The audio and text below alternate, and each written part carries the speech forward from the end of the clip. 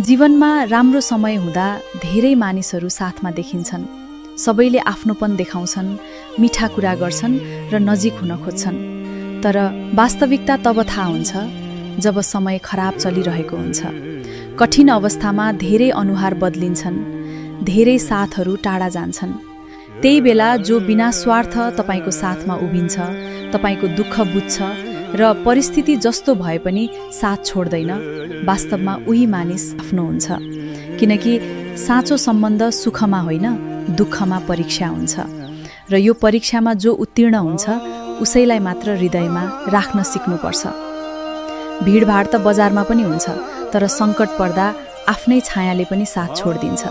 त्यसैले मानिस चिन्न हतार नगर्नुस्, समयलाई थोरै समय दिनुस्। जब भ्रमको पर्दा हट्छ तब को आफ्नो र को पराई भन्ने कुरा ऐना झैं प्रष्ट हुन्छ। अन्ततः खराब समयले तपाईँ